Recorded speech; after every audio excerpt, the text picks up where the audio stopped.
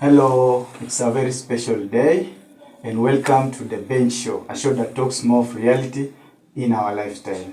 And today I have a very special guest, and he will introduce himself na tuambie chenye yeye anafanya kwa saa hii.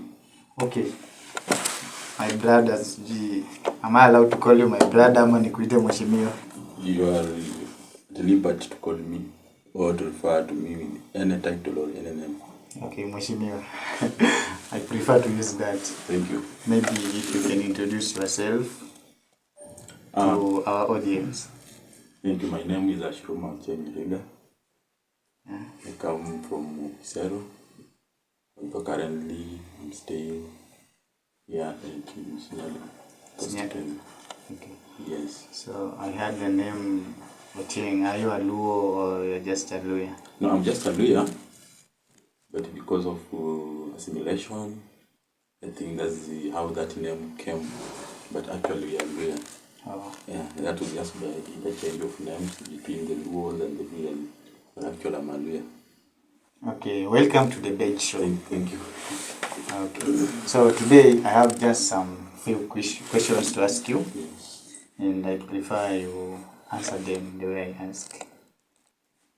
Okay, so my first question is, can you tell us more about your profile? Actually, I don't know where to start, but I'll try my level best to see if I manage it. Because this is the first time I'm being interviewed live. At times I'm just presenting my profile through maybe CV. Yeah. But now today I'm doing it live one. I was born to Isero some years back.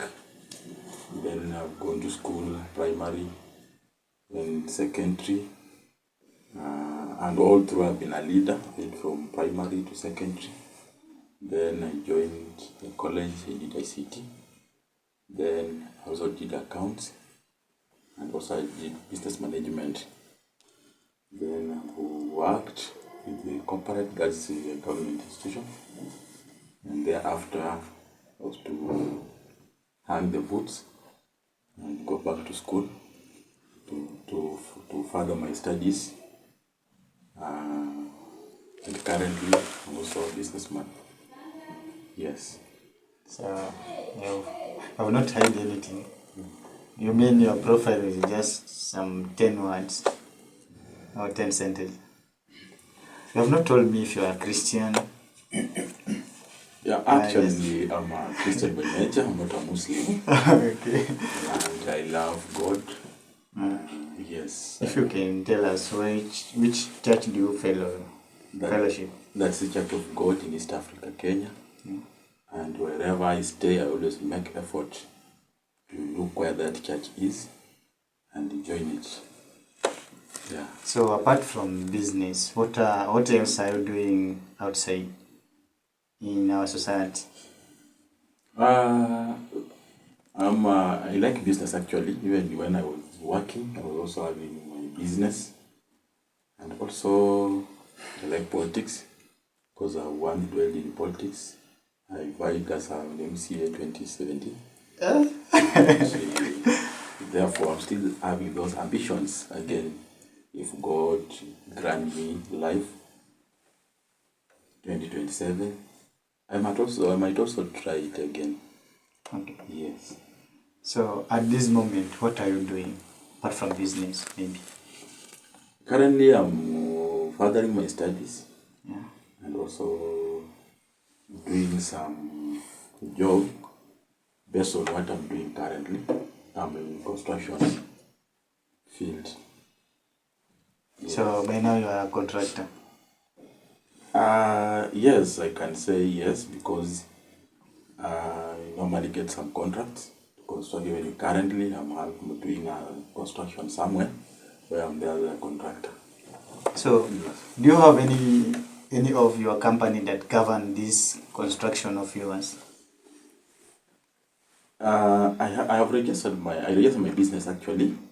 That's the Embargo Enterprise Limited, of which I'm working extra hard to make sure that I also register, because things are in the process. register with the NCA. Actually, I'm on at the tail end of registering with NCA, that's National Construction Authority, so that I become a fully contractor. Okay, so you told me that you are furthering your education. So how do you manage being at school at the same time you are maybe having construction somewhere, having a site somewhere? How do you manage that time? You see, sometimes when you're a man, you need to juggle with life. You don't just sit down and depend on one line. Because I remember when I just go back when I was still working, I used to work at the same time do my studies. Furthermore, I used to work in Bungoma, and my studies I was doing it at Eldoret. So I used to commute almost daily. But I wanted to strike a deal with my bosses so that I get some time to go for my studies. Now that now again at school and also doing my construction, I try to strike a balance to see at what time I'll be in class and also at what time I'll be at my work. And beside that, I also have some responsibilities because I have dependents. At my age, I have some 1 or 2 dependents whom I need to take care of. Despite the fact that they are far, but also I have to factor them in my program and also in my mind. Okay, will you allow me to use a comrade to refer you as a comrade? You are right. Wonderful. Okay, so you are a comrade and at the same time you have a job somewhere. So how can have you ever helped any comrade maybe in your job, maybe help comrade to get a job? Absolutely. Because I've had a number of sites, and most of those sites I do incorporate my colleagues or my fellow comrades to secure some job. But now currently I've been unable because the place I have a site is very far, and you see a comrade will require transport, will need food, all those basic needs. So when you compare the salary or the wages that he or she will get from there and the expenditure versus the expenditure, then you realize that the expenditure will surpass what he or she is going to earn. But whenever I have a site within, I always make sure that I incorporate comrades. And even in my business, I've been trying also to cooperate to involve comrades so that they can also benefit from me. That has been my trend. Okay, you have talked of being in the election that was 2017. What happened, if you can tell us? Did you win the elections or what happened? Yes, I vied in 2017. I had ambition of becoming an MCA. Which That's Kisama Which one? Ward, Kisama constituency, Kakamega County. But there was a lot of dynamics that arose from that journey. I had a good strategy, I had good support, and the ground was very much appealing. But somewhere along the line, something happened that I was shortchanged in the party I joined after paying 50,000. Which was a requirement for you to be a member. So I was to be cleared and given a certificate. But somewhere along the line, I don't know what happened. I was shortchanged. The certificate was given by the highest bidder, who was requested to pay extra 30,000 on top of 50,000 that we were requested to pay. So, and in MACU, if you have more than 2 people who are contesting in a party, you have to subject them on a nomination. So now we were time bound because by the time all these things happened, we were approaching a clearance period. So we could not have enough time to conduct nomination because nomination is quite involving. You have to go back the ground to collect signatures. Those signatures have to be approved. They have to be scrutinized so that you qualify for a nomination. So that process was surpassed by time. So I decided to resign from the party and go for independent. So I was to go to Nairobi to register of political parties to get a certificate as an independent candidate. Then I went to Times Tower, that's the headquarters of IBC 7th floor, where I presented my documents, and then I was put in the system. So the final clearance was supposed to be done at the constituency level, where I went and again I was shortchanged.